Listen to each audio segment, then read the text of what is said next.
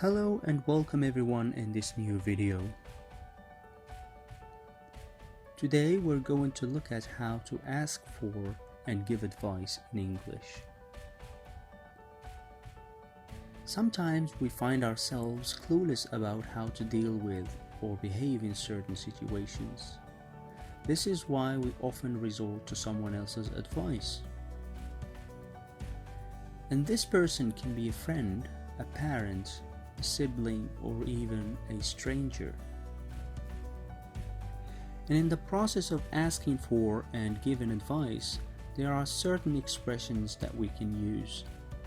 For example, if we want to ask for advice, we may use expressions like, "What do you suggest?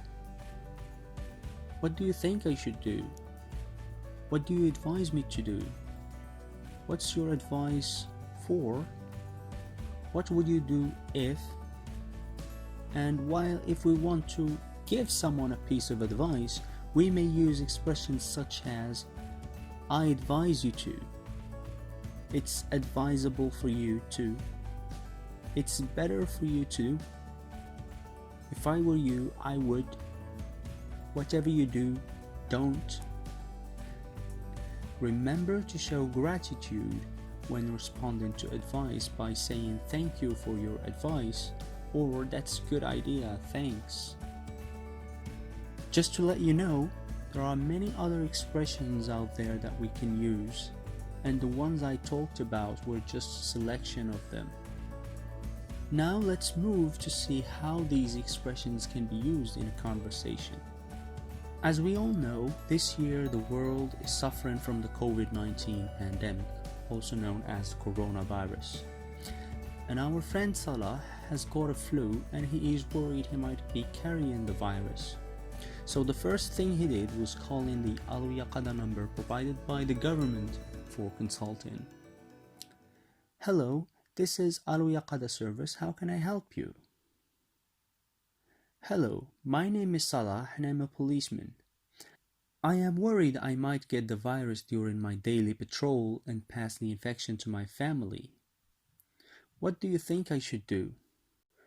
First, you should put on a medical mask and keep at least 1 meter distance between you and the others.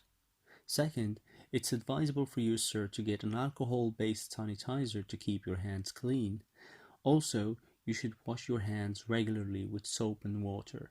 And don't forget, whatever you do, don't shake hands nor touch your face during the day.